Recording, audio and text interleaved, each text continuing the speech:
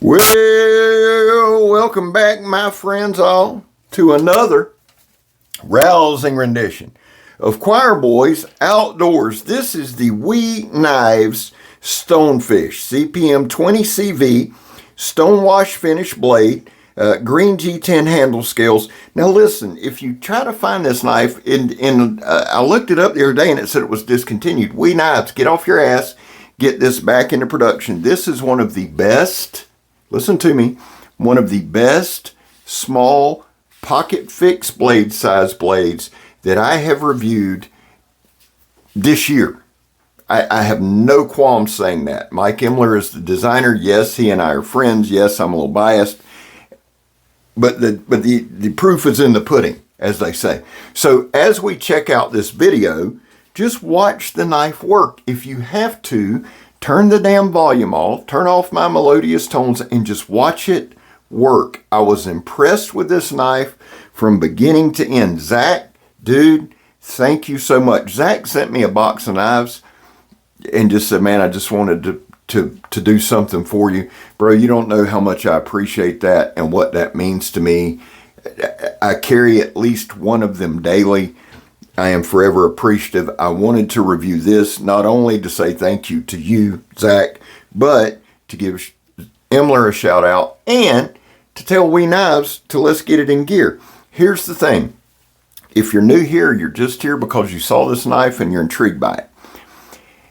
I do my videos, I shoot the video, I come back and I narrate it. A lot of times I ramble, right? So again, if you need to turn the volume down to get the appreciation of this knife, please do so. I try to stay focused, but you know how it goes. So here's the thing. It comes in a Kydex sheath, which is done very, very well. It has a tech lock on it. For me, that's perfect. I have T-Rex arms. I've told you all a million times. I'm built like the world's tallest small person. And that's the only way I know to put it. My arms are too short for my body. My torso's longer, my legs, etc., etc. So that tech lock rides high. That's perfect for me. To the knife. Let's pull specs. And I told Kirk this while we were out there. To me, this is the perfect combination knife. What I mean is this. It's not too tactical, although it has some. It's not too campy, although it has some. It's just a solid, everyday carry blend. To me, this is a knife, and it'll go immediately into the rotation. This is a knife that you could do anything on this planet with. And you're not going to scare people to death with it, for those of you that are worried about that. I live in Northeast Florida. It would take a lot more than this to scare anybody here, just being real with you. But this will go in the rotation. The handle, the ergos, again, I told y'all yesterday, I told y'all last night on the pocket knife. On the I can't even remember the damn thing. My mind's racing. The Katsu pocket knife that Imler designed. When a guy has made knives and he designs knives and he understands knives, it comes out in the design. This knife, with everything that we did, with the sharpness that came with it, came super sharp, razor sharp. Now this did not come from Imler. This came from Zach.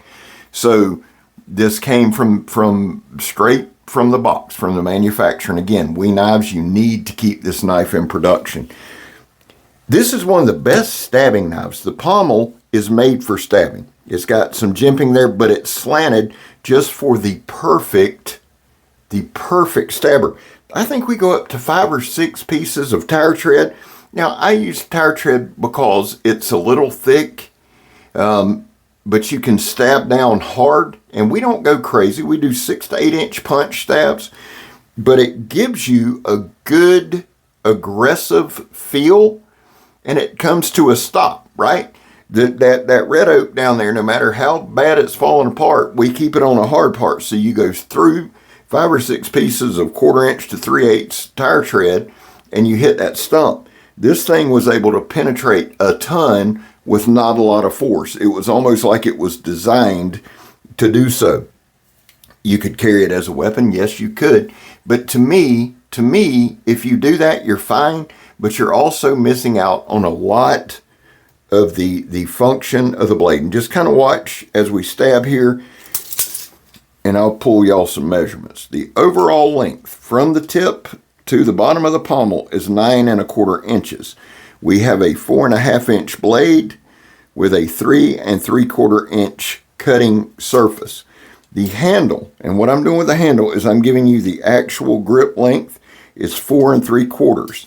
The inner diameter, which to me is one of the most important of this, the inner grip, the inner grip of the blade, the inner grip of the handle, I'm getting too excited, is right at 4 3/8. You have 4 3/8 under that guard that you can hold on to. That means any hand in America can handle this. It has a slight ramp on the back with some nice jimping. It is a thin handle, but you can get some really, really good grip. That ramp gives you some good push for penetration, or the pommel.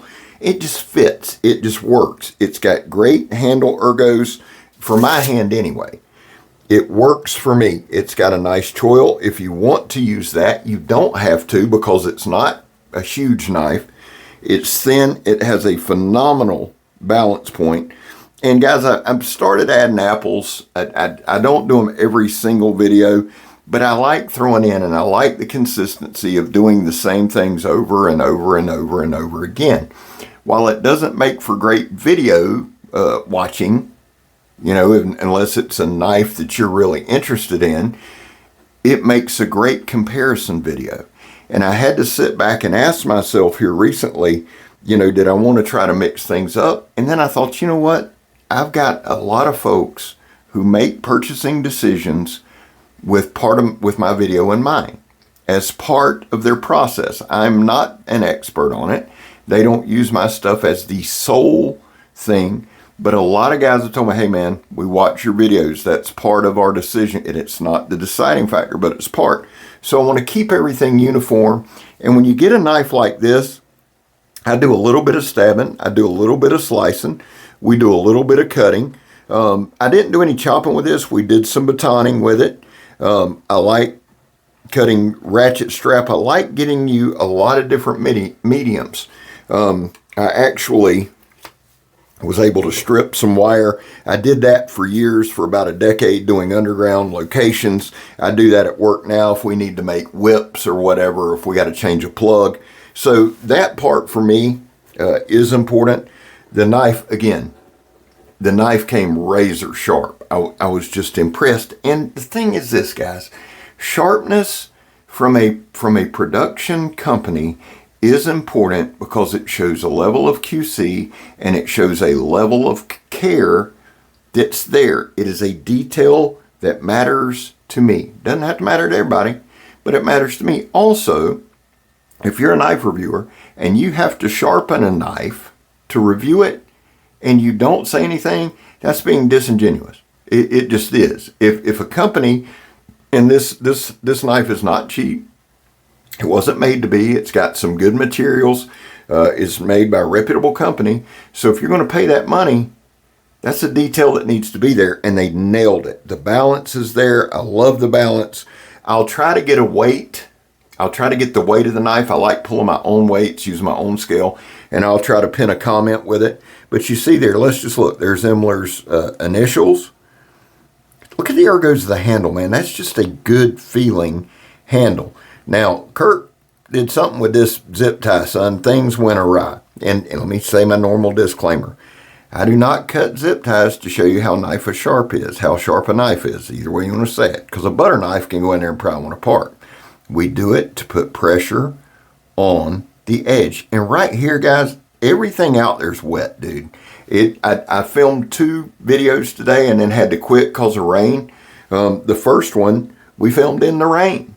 So everything in Florida is saturated. That's just the way it works here, especially in Northeast Florida. That's just the way it works. So it's a little tougher. Here, I explain this a lot, I don't do a ton of batoning. I have to do some on certain campouts here in the South, because I'm in Northeast Florida. We camp in South Georgia. We camp in Alabama, Southern Alabama. Guys, in the South, the humidity is such that moisture permeates wood, and sometimes you have to. Now, I do not do huge logs. We'll do some of these smaller logs, throw it in with some lighter knot. And son, once that lighter knot catches, it's rolling, and you can build your fire up to where you've got so much heat it'll dry it out. But in the beginning, we do use some batoning to do so. This knife will strike a ferrocenium rod. It certainly will. It's built well. Now, again, and I'm going to say this until I'm dead on this channel. If a knife breaks or takes damage on this channel, there's somewhat of a problem because we're not using a ton of hard oak. You'll see some. I bought some firewood today from the gas stations, that petrified shit they sell, because I've got some knives that are billed as hard use. That'll be coming up. But for the most part, we use some camphor, we use pine. I have had some knives take damage off this stuff. So if a knife, if just because you baton something through, say, black locust, and it chips, doesn't mean the heat treat's bad. It means you were batoning through a knotty piece of black locust, which will do some damage. That's why I like using the pine, because if it chips there, that's a real issue. We had no damage, beautiful knife, well executed. It's meant, I think I'd give one to my son to carry if he needed to on duty, or give one to my grandson to take camping. It's that versatile. Would I carry it? Yes. Zach, again, brother, love you. Thank you. This is going into rotation. Guys, there was a time in this country where 22 veterans a day took their own lives. Now, stats are everywhere. We're on the weekend. That's why the number's higher, coming off the weekend. That's why here on this channel, we focus on the number 0. Anything over 0 is simply unacceptable. Vets, we love you. You have a place here. Guys, I back the blue. I'm not arguing with you. I'm not making excuses for it. Something I believe in wholeheartedly. They're not all good. They're not all bad. My thing. Finally, if you're an addict, never quit quitting. I'm scared. You're not.